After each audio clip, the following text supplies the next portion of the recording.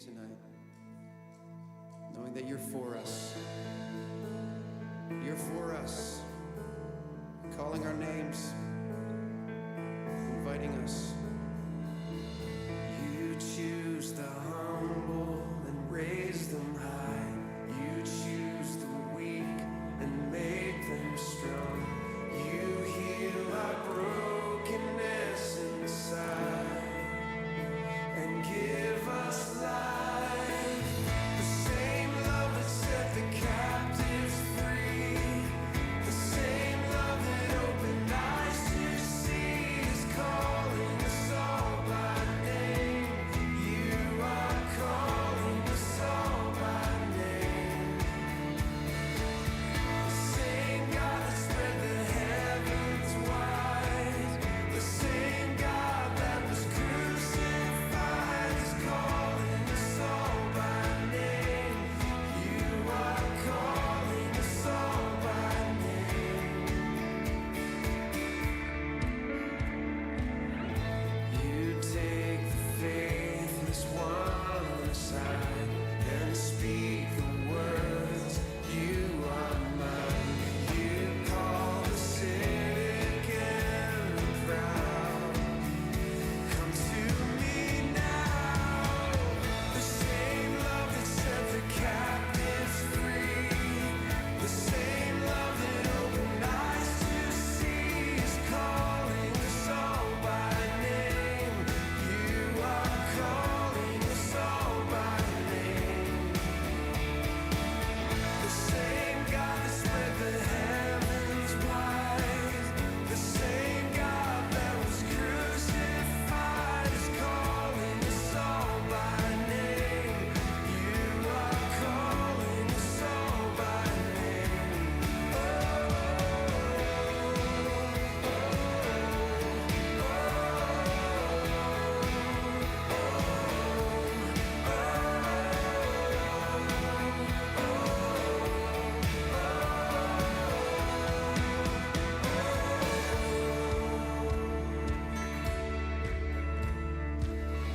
You're calling, you're calling, you're calling us to the cross.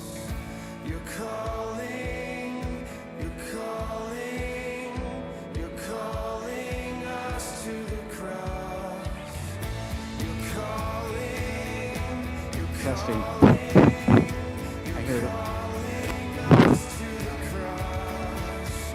You're calling, you're calling, you're calling us to the cross.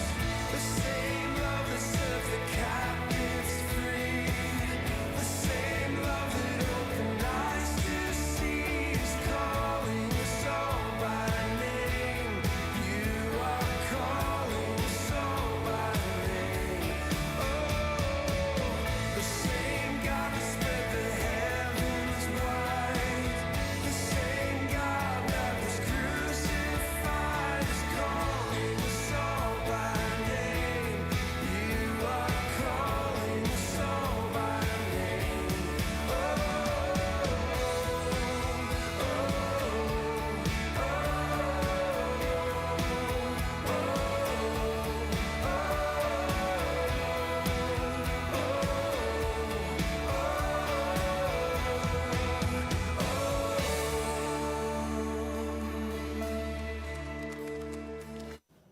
All right, good evening. Welcome, welcome. We'll have some folks probably straggling in here, getting going for our evening session here at 5 o'clock. I'd like to welcome those who are watching on YouTube. This is session number 3 in our series from Reasons for Hope. And we're looking forward to hearing what Bob Gillespie is going to be sharing with us tonight.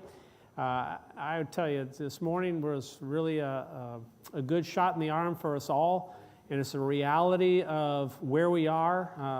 I was talking to one of our deacons earlier, and he says, man, that was one of those double high fives that we need to do after something like that. And that's right, because it's the reality of where we are in our world. And we can't, I love that picture of the one with the people with the heads in the sand. You need to send me that picture, because I use that phrase all the time. And so that's a great picture.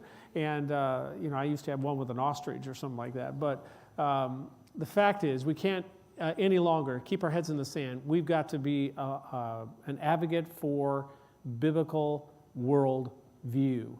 And with that, we've got teens. Thank you, teens, for being here tonight. I hope you'll enjoy what we're doing here. I see some others back there. Good to see you, friend. You got to stop feeding that boy. He's just growing too much. Yeah. I'm sure it's all the grandparents' problems, right? Yeah, well, his mom's the one trying to keep him in clothes. But anyways, so just a couple of updates. Gene Bussart had a better day today. Still in the hospital. Looks like he'll probably be in until Tuesday. Susie Shunk also had a little bit better day. They're still wondering if she's going to need to have surgery or not.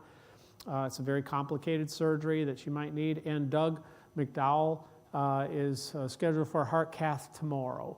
And looks like they're thinking in their mind at Michigan Heart that he's got some blockages. So just be praying, especially for those three. And Anne Marie is at home and would rather be here. I will tell you that. But just be praying for her as she continues to deal with her heart issues as well, and dealing with the water thing that's going on. I think Jean also has got something going on with that. So just be praying for them and praying for the families as well. It was good to see Donna and her family here. You saw Donna Gates and her grandson and their family was here. And so it was really good to see them. And the first time coming back is very difficult, okay? Especially the week of the memorial service. So it took a lot of courage to come. So all our kids are downstairs. They had a great time in our children's conference. And so if you are watching live now on YouTube, you still can come. There will be one more session at 6:30 this evening after we get some snackies afterwards. So the schedule is going to be 5 to a little before 6. Then we're going to have a break and then come back at 6:30 with session number 4, our final session. So let's have a word of prayer, and then we'll welcome Bob to come and share with us again. All right? Father, thank you so much for your goodness and love. Thank you again for the privilege that we have to be here. Thank you for Bob and Lois being here with us, and thank you for all, not only them, but all the speakers at Reasons for Hope. But we are so grateful to have Bob and Lois here with us. Pray, Lord, that you would use him in a powerful way tonight to encourage him as we look at scriptures and look at science and how that fits together. Lord, I pray that you'll give us insight in all of that. For we ask it in Jesus' name, amen. Let's welcome again Bob Gillespie. Well, it's good to see you come back. The title of this talk is Science Confirms the Bible. Now, that's kind of shocking to a lot of people because most people think that, well, science and religion, they're always at odds with each other. You go to university and the professor says, billions of years ago, there was a big bang, and you go, but professor, I believe that God created the universe, and he's going to say, well, you take that stuff down to the religion department. This is science class, and I don't want to hear any of that religion stuff in my class. Isn't that the way it's presented? Well, you see, most people, they don't realize that we've got the real history of the universe. It's from an eyewitness that was there. We've got the real history from the beginning all the way to the end, and it looks like this. God didn't need billions of years to create, did he? Oh, you're awake, right? No, he didn't need billions of years to create. He made a perfect earth that we could have lived in forever. But what happened? Adam sinned. When he sinned, it changed everything. Now we live in a broken earth where there's death and suffering, and worst of all, we're all separated from our Creator. Sin got so bad that God destroyed the entire world in a global flood, and after that, people still didn't obey God, so they stayed in one place. God confused the languages of family groups, so they spread out all over the place. We talked about that in Sunday school, didn't we? And then the Creator of the universe, Jesus Christ, became a baby. Why? To grow up and be our perfect substitute. He suffered and died to take our place, rose again. If you've trusted in him, he's coming back, and he's going to restore us back to much like it was at the beginning. What was it like at the beginning? Well, there was no death. There was no suffering. There was perfect fellowship with God. You folks looking forward to that in the future? Well, now there's a big big picture of history, and this is why we have this big book of history. It's got secular history and biblical history all side by side, from Adam to all the way to Joe Biden, and it helps people understand that there's not two histories. There's not real history and spiritual stuff. It's real history. We like to teach chronological history. Well, I would expect that the atheists wouldn't believe the history from God's Word. I mean, the reason is everything has to happen naturally to them, so they've got to have a story of how everything happens slowly and gradually, and they set it up like this, that they've got the facts of the Big Bang and billions of years of rock layers and life evolving, but if you want to believe that stuff in church, well, you can believe that by faith if you want to. You see, they got material stuff, we got myth. They got real stuff, kids, right? All you get in church is just spiritual stuff, and Christians, they just refuse to look at the facts of science. They've done a really good job at setting it up like that, convincing generation after generation that you can't believe the Bible, and they never come to Christ. Well, we got to deal with this idea of science. Well, like I talked about this morning in Sunday school, a definition for science, right out of Webster's dictionary this time: science is systematized knowledge derived from observation and studying what you can actually see, right? So these are things that you can see and test and demonstrate and verify. So this morning we talked about the difference between observational and historical science. Remember the difference, right? When somebody says, science says you can't believe the Bible, what do you say? What kind of science are you talking about? You're talking about observational and historical, so you might have a chance to just talk about this. See, observational science is the things that you can actually see and you can experiment, you can test, you can demonstrate it, like you can demonstrate gravity holding something out and dropping it. You see that? You can see all these types of things, and that's observational science. Well, there's also what's called a historical type of science. It's a belief about the past. Now, we as Christians, we have a belief about the past, don't we?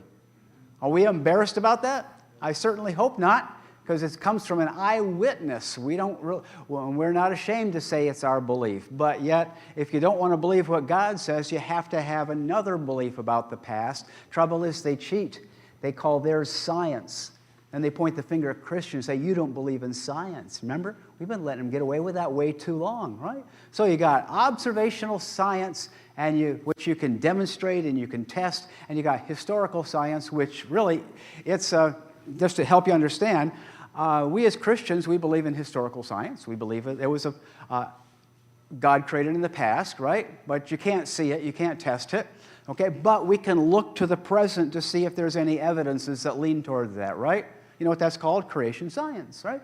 But if you're an evolutionist, you have a belief about the past, and you look to the present to see if there's anything that leans towards that as well. Does that make sense? Okay, we're talking about two different types of science, well, two different beliefs, and then people look at that. So now I'm going to illustrate this to see if you can get this right. You didn't know there was going to be a test, but here's the test. Are you ready? Okay, water boils at 212 Fahrenheit. Is that observational or historical science? Observational, right. You can observe it, you can test it, you can repeat it off. How about this? The Big Bang happened 13.5 billion years ago. What's that? Observational, historical? Historical, right. It can't be observed, can't be tested, can't be repeated. Vinegar and baking soda, they react together. Observational or historical? Observational, right, because you can observe it, test it, repeat it. Dinosaurs lived millions of years ago and then died off. What is it? Yeah, somebody's belief about the past, because you can't observe it, you can't test it, can't repeat it. So what they've done, they've set it up like this, like I said, right, that they've got the facts, but we have the fiction. So tonight what I want to do is I want to shatter this particular myth, right? You ready for that? I hope so, because there's different types of sciences and different types of evolution. And so you've got cosmic evolution, that would be the Big Bang and things forming. And you've got organic evolution, life evolving, single-celled organism. And then you got macroevolution, going from goo to you, right? All right. And then there's microevolution, little changes that we see in organisms. Okay. What we're going to do is we're going to look at every one of those, and we're going to see, does that fit with observational science, or does it really fit with somebody's belief about the past. Is that clear? All right? So we're going to see observational or historical. And then we're going to just take a look and see just the evidence. When we look at it, does it lean towards a designer of what God said, or does it go against what man thinks happened? All right? That's going to be the fun part. You see, what is actually what we see? Does it really confirm what God says, or does it confirm what man thinks happened? So, with that in mind, let's just start with the very first one, cosmic evolution. Really, this is a battle between chance, everything happened by chance, or there was a designer. Did everything happen with a designer? So we're told that, now this is science, right? And that there was a designer, well, this has to be myth, right? In the beginning, God created. So to some Christians, that is kind of embarrassing, right? But we're going to have to deal with this. So what would some of these scientists say about that? Well, they would say things like, well, science says that the Bible's a myth. You can't believe that. So I would expect the atheists not to believe what God said. I can understand that. And here's one from Stephen Hawking. He's passed away recently, not long ago. But here's what he had to say about what God said. There is no God. No one created the universe, and no one directs our fate. So what does God say about that? Well, God says, a fool said in his heart, there is no God.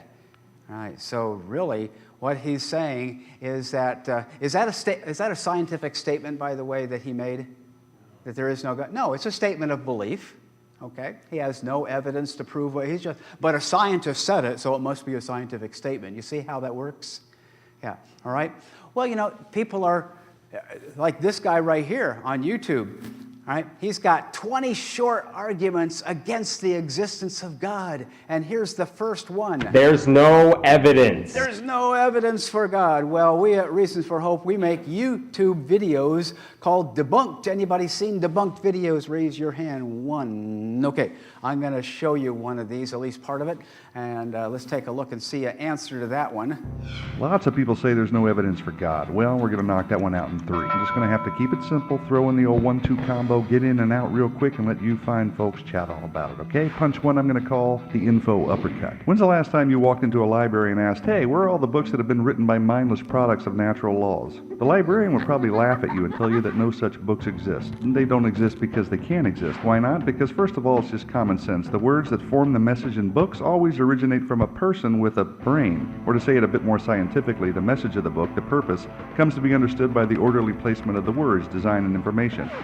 Information. Now, anytime we find info, these basic laws always apply. Number 1, matter doesn't spontaneously produce information. Number 2, only a mental source, intelligence, can generate new creative information. In other words, just like those books that couldn't originate without a mind, neither could life. Why not, you ask? Because we know that DNA contains information. Therefore, the laws of information science apply, which means the information in DNA couldn't have spontaneously generated, and that a mind is behind the information. Period. No exceptions. Look at it this way. The simplest life form we know of is an amoeba, and it contains as much information in its DNA as 1,000 complete sets of Encyclopedia Britannica. So, are we to believe that there's no way a message in a library book could spontaneously generate, but far more complicated messages in DNA that contain 1,000 times more information could have? Not likely. You see, when it comes to life or anything else that contains information, the laws of information science confirm the necessity of a creative mind. And guess what? In the very first book of the Bible, it just happens to mention that. In the beginning, God created. Bam! Uppercut lands on the chin. And now here comes the indefensible head blow. You want to hear the indefensible head blow? Well, you'll have to listen to it yourself, because I don't have time to show it to everybody. But if you would like to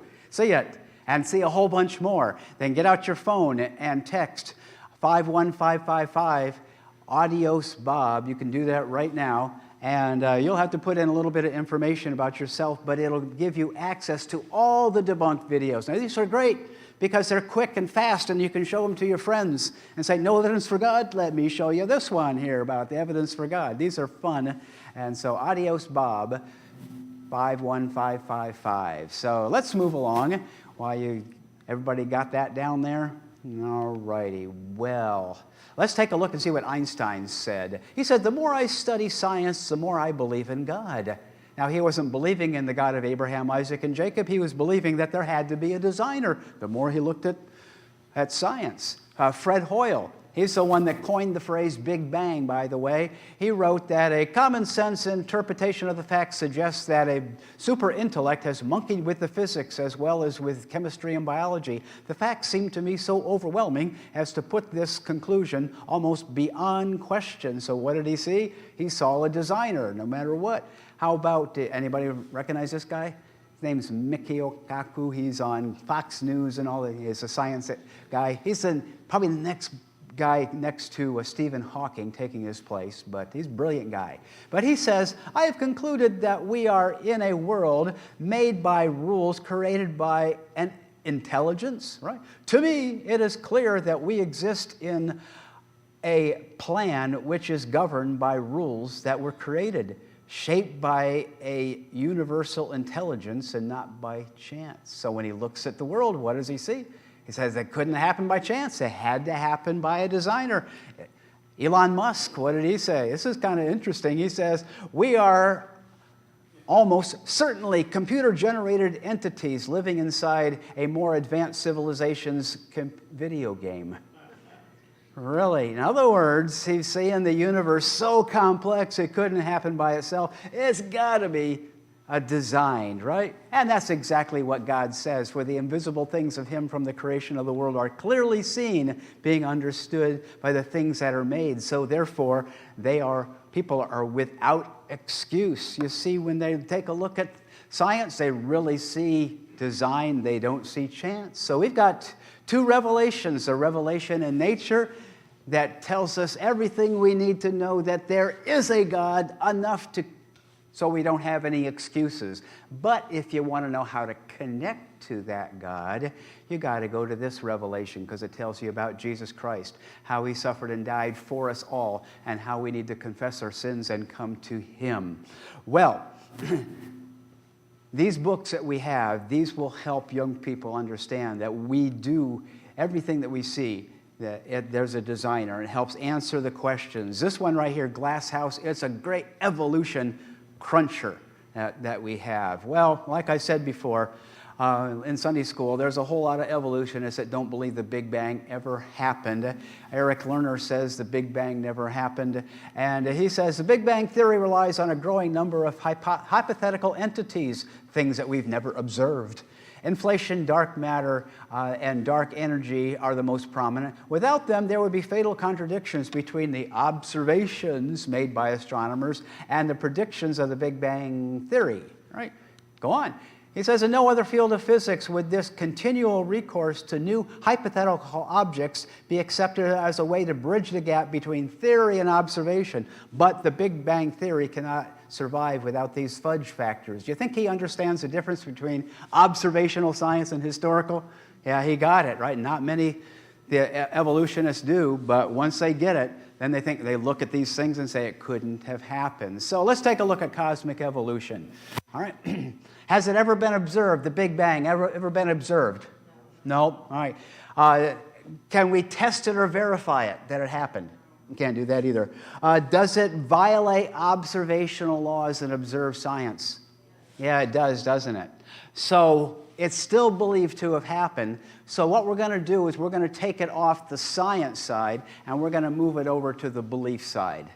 All right? Now, we haven't refuted it or anything like that, but if what people do is they say, well, I believe in science, therefore I don't believe that book. What you have to do is get them off their high horse and get them down to where they can say, we have a belief, and guess what? So do you.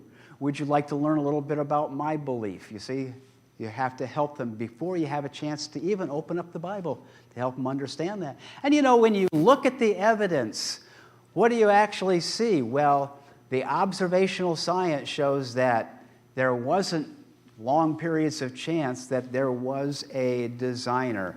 The observations that we see really confirms that there was a designer. So that was the first one, cosmic evolution. Let's go to organic evolution.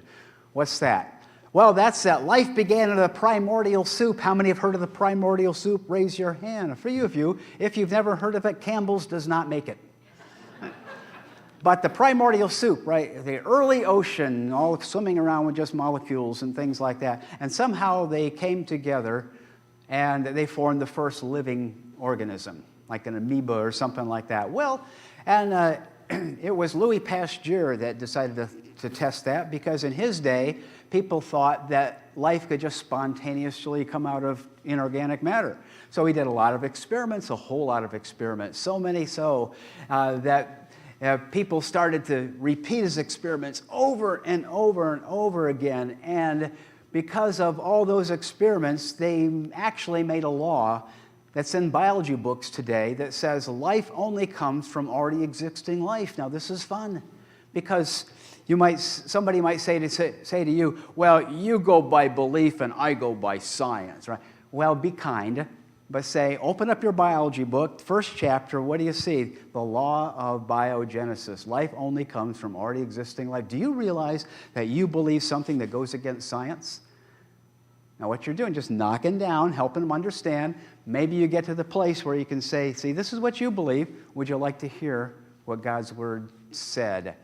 But here's an evolutionist, Edwin Conklin. He's from Princeton University. He says the probability of life originating from an accident is comparable to the probability of the unabridged dictionary resulting from an explosion in a print shop. Do you still think, though, does he still think it happens? Does he still think it happens? I mean, he just said it's like making a dictionary out of an explosion in a print shop, right? Does he still think it must have happened? How do we know? Well, because he's an evolutionist, all right? He believes that God can't exist because all that exists is matter, so we're here. Even though it's impossible, it must have happened because we are here. You see the thinking, right? So what we're going to do is we're going to take a look and see what has to happen to go from atoms to a living cell. This is fun stuff. In order to go from atoms to a living cell, you're going to have to, first of all, go from atoms, and they've got to arrange themselves into amino acids. Now, amino acids are just molecules that line up in long chains to turn into proteins.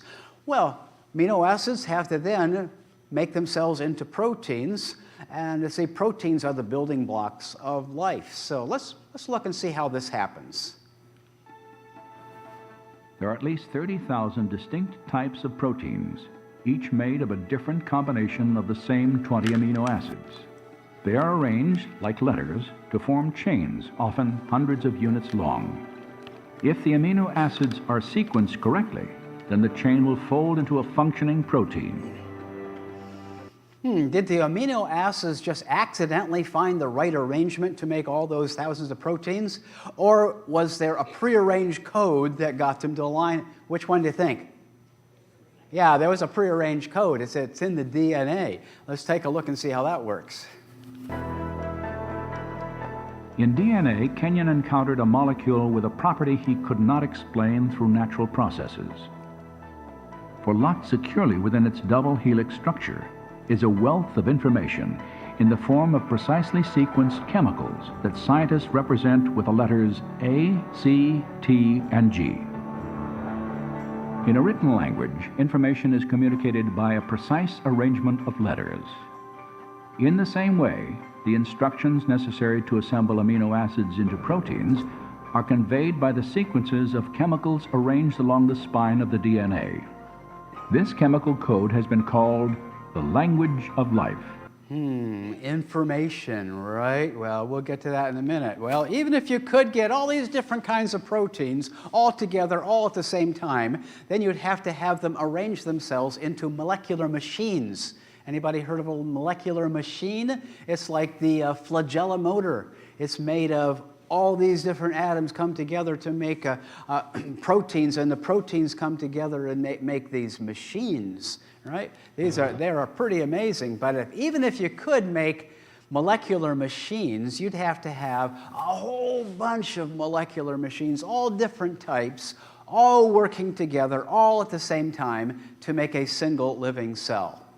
Now, let's give Darwin just a little bit of a break this evening, because when he was proposing that like an amoeba could just come from nothing, he was using microscopes like this, and he saw cells as like this, and he thought, well, they're just like blobs of protoplasm. They could just normally come together given enough time. And, today people realize that every single living cell is more complex than we can even imagine. So what I'm going to do is I'm going to show you a little video of how this all works. And what I want you to do is think, if you're an evolutionist, I want you to think to yourself, if I'm an evolutionist, I have to believe all this happened by chance. So here we go.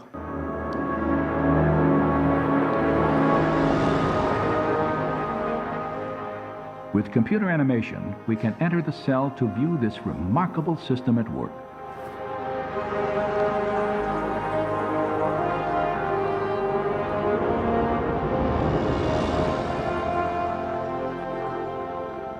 After entering the heart of the cell, we see the tightly wound strands of DNA, storehouses for the instructions necessary to build every protein in an organism.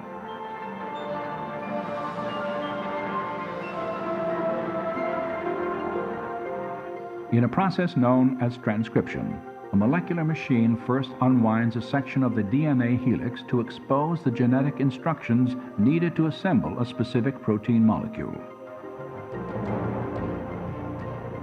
Another machine then copies these instructions to form a molecule known as messenger RNA. Have you heard of messenger RNA?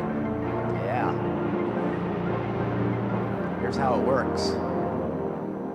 When transcription is complete, the slender RNA strand carries the genetic information through the nuclear pore complex, the gatekeeper for traffic in and out of the cell nucleus.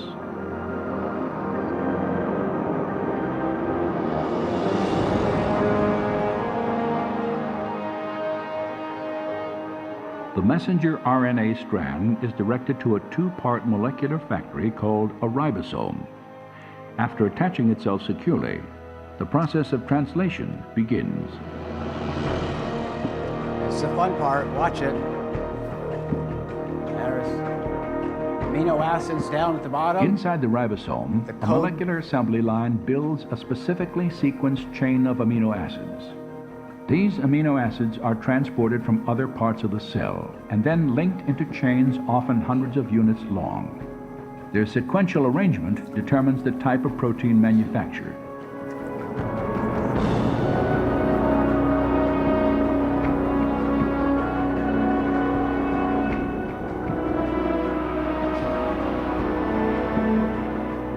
When the chain is finished, it is moved from the ribosome to a barrel-shaped machine that helps fold it into the precise shape critical to its function.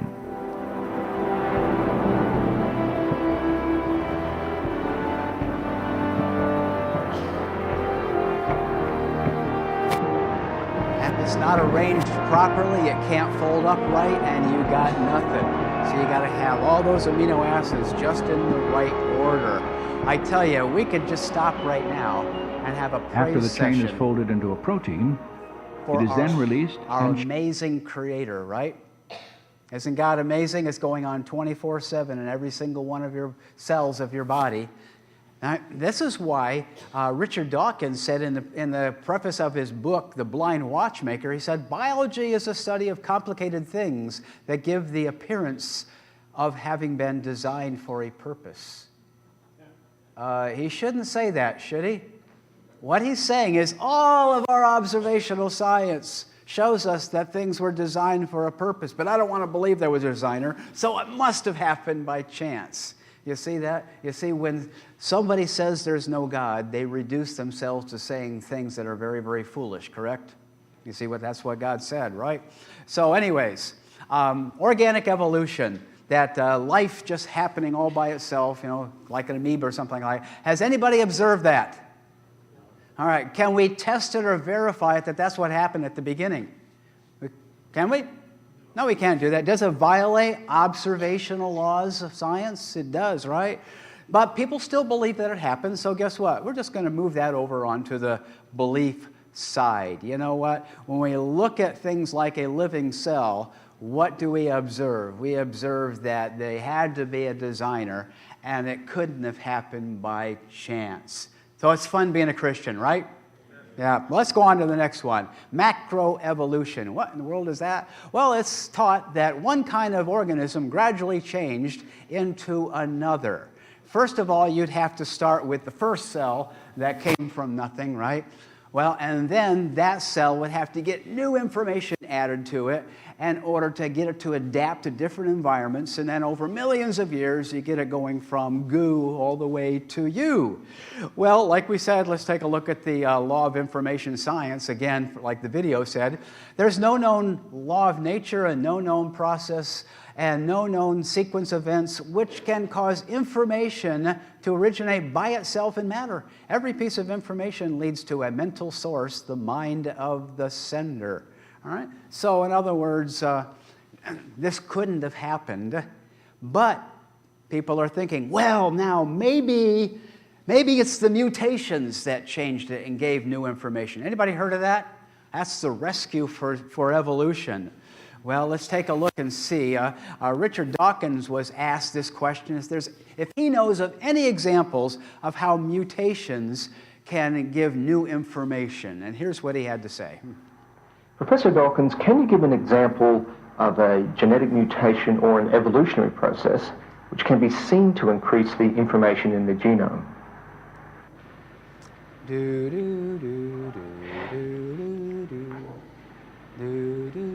I don't think he knows any. What do you think? You see, there aren't any, right?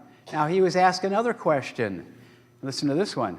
It could come about in the following way. Yeah. It could be that at some earlier time, somewhere in the universe, a civilization evolved by probably some kind of Darwinian means to a very, very high level of technology and designed a form of life that they seeded onto perhaps this planet. Now, that is a possibility. Are we talking about science or science fiction here? In other words, what he's saying is, I don't want to believe in God, but it had to happen someday. Maybe the aliens did it. Yeah, that's it. Well, yeah. See, when you look at DNA, what do you see? We don't see just chance natural processes. We see there had to be a designer, and mutations don't give it new information. Mutations do what they do. They mutate. All right, goes downhill. Well, maybe it's the fossils that are proven. Yeah, that's it. Ask anybody what the evidence is for evolution, and they'll say, it's the fossils, until you ask the scientists themselves. Like this scientist from Oxford, he said, the gradual change of fossil species has never been part of the evidence for evolution. Did you know that? In any case, no real evolutionist uses the fossil record as evidence in favor of the theory of evolution as opposed to special creation. Did you know that? They don't like to use the fossils. Why? Because the fossils go right along and confirm what God says. Like this right here. Here is a family tree for the mammals, all right? So at the bottom you have the first mammal. The dotted lines goes up to all the different kinds we have now. And then we have kangaroos and anteaters and rabbits and squirrels and everything like that. And what does the teacher say? See, boys and girls, it's right there in front of you in your book. It's obvious that we evolved. See, well, what you have to do is you got to read the fine print, and you'll find that the fine dotted lines represent somebody's belief about what they think happened. The thick lines represents the actual evidence that you have in the fossil record. So guess what we're going to do? We're going to get rid of the dotted lines, somebody's belief, and what do we have? What we have is, no matter where you look in the fossil record, kangaroos have always been kangaroos, and squirrels have always been squirrels, rabbits have always been rabbits. Isn't it fun being a Christian? What we see in the fossil record really confirms what God said, just like He said. But I want you to see something. Do you see observational science and historical science on the same page? Do you see that? And what do they say? See, boys and girls, science says. And we've been letting them get away with that stuff. You see how that works? Now, we see rats and we see bats, but we never see anything in between a rat and a bat. What would you call it, something in between a rat and a bat anyways? Anybody want to guess? A brat. That's what I think, right. Okay, anyways. One kind of organism gradually changing into another. Was it the mutations that caused it? No. Does the fossils prove that? No. Now, the ape men. That's right. And if you ask anybody, it's got to be the ape men. That's the proof of evolution. So there they are. But you know what? In the past, it's been a whole lot of hoax and a lot of things made up from like a pig's tooth and things like that. I don't have a lot of time to go through this. Neanderthal man came from what? Well, the evidence was one single tooth. right? You've heard of Neanderthal man, right? The ape-like creature. Okay, right. And so it was from supposedly an extinct pig, but eventually they found out the pig wasn't even extinct. Right? But what I want you to see is from one tooth, they were able to get a whole man plus his wife. Right? Now that's science, isn't it? Okay. Well, ask anybody, the evidence for evolution was going to be Lucy. Right? Now here's the evidence for Lucy. We've got a skeleton, partial skeleton. Do you see any face bones? No. Any hand bones? To see what the hands look like. How about foot bones? No. But you know what? When they put her together, right, what do? They've got upright being right there with human feet, human hands, ape-like face, right? This is the observation that we have. This is their belief, and they call this science. All right? Actually, Lucy's hip bones actually showed that she was a knuckle dragger, did not walk upright. And Richard Leakey says this about Lucy. He still believes she's a missing link, but he says Lucy's skull was so incomplete that most of it was imagination made of plaster of Paris, thus making it impossible to draw any firm conclusions about what species she belongs to. So you ask anybody, what's the evidence for evolution? It's got to be Lucy, but look at what they say in the museum, right? Here's the family tree for humans. Up the trunk, across that left branch, you've got some question marks. They've got nothing there. And then it goes up to humans. Do you realize they don't really have anything? They just got question marks. Where's Lucy? Well, Lucy's way over here, not even considered part of the family tree of humans, according to their own admission. So is it mutations that proves evolution? No. How about fossils? No. How about ape men or ape women? Not a chance, right? So let's take a look at macroevolution. All right, here it is. Has anybody observed one kind of organism gradually changing into another? No. Can you test it and verify it that that's what happened? You cannot. Does it violate observational laws? It does. So what we're going to have to do is we're going to have to put that over on the belief side. You see, when you look at things like fossils, it's just fun because they really confirm that there had to be a designer. It confirms what God said in His Word, and it goes against what man thinks happened. So now we're at the last one. You thought we'd never get there. It's called microevolution. Now, this really isn't a very good term because the word evolution implies evolving upward, onward, getting more information and going from goo to you. That's evolution, right? But a better term for small changes that take place with organisms would be called natural selection.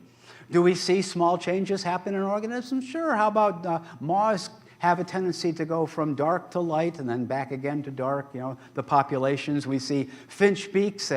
Finches can have different sized beaks, right?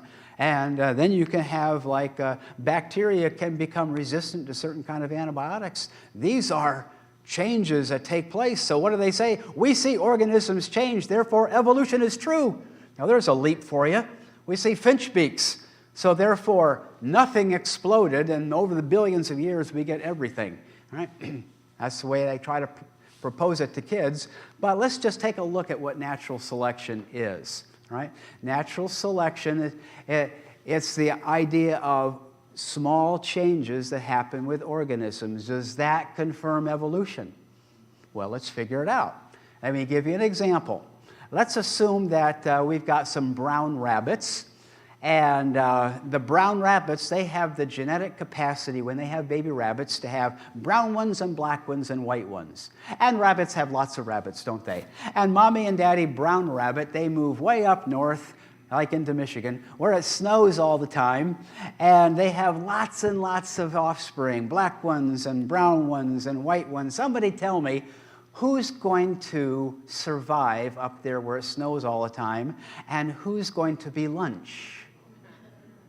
Yeah, the white ones have evolved to adapt to their environment. Isn't evolution amazing, boys and girls? We've got evolution right before your eyes. Folks, was there any new information added to the system? No. No information, no new information added to the system. You see, what you actually have is a decrease in information. What happens now when Mommy and Daddy White Rabbit get together? Why, they've lost the capacity to have brown ones and black ones, because white is dominant now, because the two, right? And now, well, that's going to be a dead end, especially if the white ones move south, right? They're going to be lunch, correct? You see? So it doesn't make any difference whether you have drug-resistant bacteria or blind cavefish. These are all wonderful examples of upward, onward, right? See, it doesn't make any difference. There are always changes within kinds, and folks, it's always a reduction of information. All right? So let's take a look and see what God says, what happened. Right? God says, let the earth bring forth living creatures after their kind, and they were to reproduce after their kind. And when they went on the ark, they went 2 from each species, correct? No, 2 from each kind. Exactly right. All the different 2 from each kind. So if this was what happened, that the kinds went on the ark, they got off the ark, right? And then they reproduced, what would you expect to see today? Would you expect to see a blending of kinds together?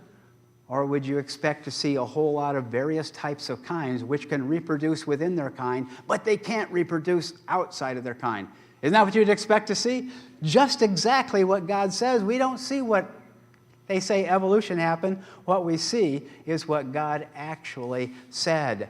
So you see what God did. He put 2 from the dog kind, 2 from the cat kind, 2 from the horse kind, 2 from the rabbit kind. And with all these various kinds, they get off the ark. They have all types of varieties of within their kind. And then these different varieties go to different places in the earth. And then they speciate out all the different types that they have. All right, so what we see in nature today is a whole lot of various kinds, but we never see one kind reproducing with another. Do you see, it turns out that science really confirms what God's Word says. Again, it is fun. Being a Christian, we don't have to be embarrassed at all, right? Well, I got a question for you. Here's the quiz. Natural selection. Is it going to stay on the science side, or are we going to move that one over to the belief side? How many say it stays on the science side? Okay, how many says it goes to the belief side? All right, let me ask the question. Can we observe natural selection? Yes. We can. We can see small changes like finch beaks and things like that, right? We can actually see that. So again, is it going to stay on the science side or go over to the belief side? Is it a belief about the past? Or is it something we can see in the present? We can see it in the present. Exactly right. You see, it's something we can observe, we can test, we can repeat, right? But evolution is something that you can't observe, you can't test, you can't repeat at all. You see, when we look at natural selection, what do we observe? Well, what we observe is that the evidence shows that there had to be a designer. It shows that just what we'd expect if God created, the evidence confirms what God really did say. So what we are taught, boys and girls, is that this is factual stuff, and what you get in church is fiction and myth and things like that. But what we really have is we have observations that we can see in the present, and there's 2 beliefs about the past. And guess what? What we observe in nature, in science, it really confirms what God says and goes against what man thinks happened. Well, I'm going to conclude with a little video, and it kind of repeats everything that I said, but let's watch this. It goes fast, so here we go. You hear this one a lot. Science has proven evolution, therefore evolution is true. Since evolution is true and Christians don't believe it, then Christians don't believe science and they aren't rational people. Really, let's put that claim to the test. First off, evolution in the sense that things change is evident. No rational person disputes that. Therefore, rational Christians believe it.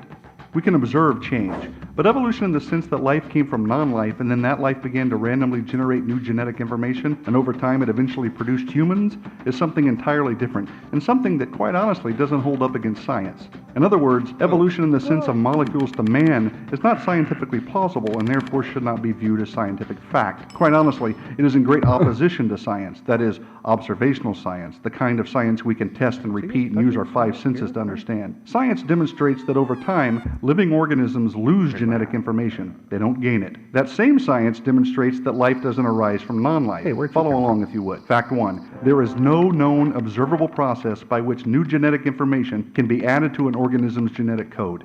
None. That pretty much refutes evolution right away because there's no way to go from a fish to an amphibian without adding new information, right? If living organisms cannot produce new genetic information, how can anything gradually change into something of higher intelligence or form or complexity?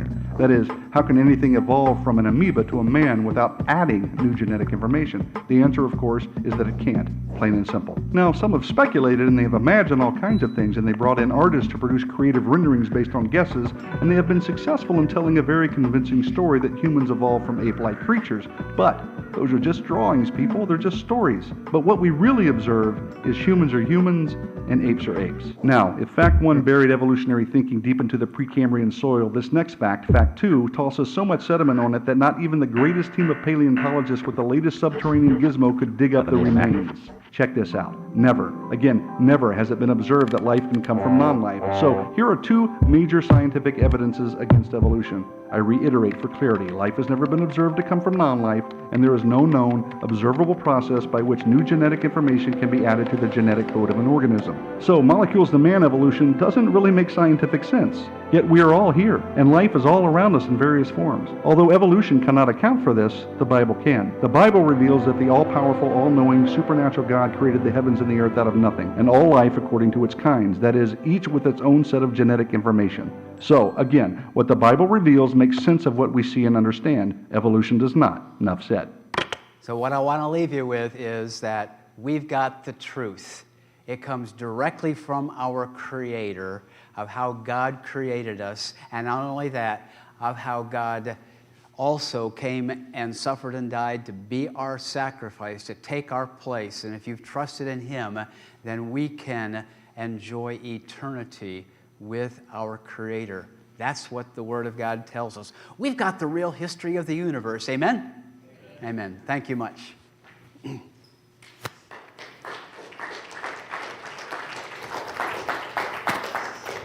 Okay, we have some time for you to go out and check out the materials out on the table, but I thought before we do that, we have just about 5 minutes, and we're going to get the ushers are getting ready to get your love offering rather, so we want you to do that.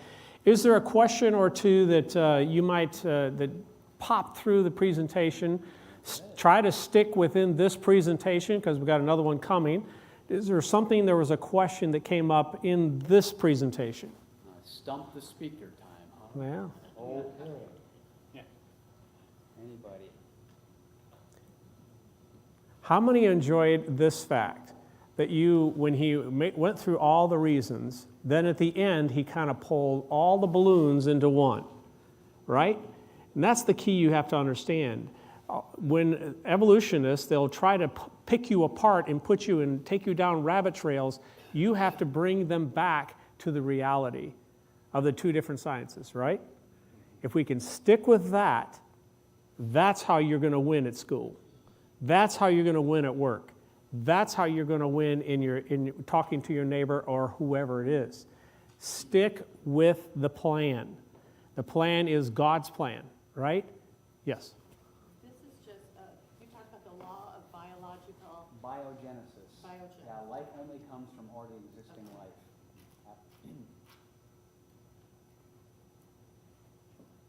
You really want to go get something to eat, don't you? Already. All right. He did. He did a great job. And that's what I appreciate so much. You know, the balloons are all in the ceiling, and then you just grab them and say, okay, here it is. And that little video. Put it all together, I love it, man. I love it. That's the way I like to teach. Okay.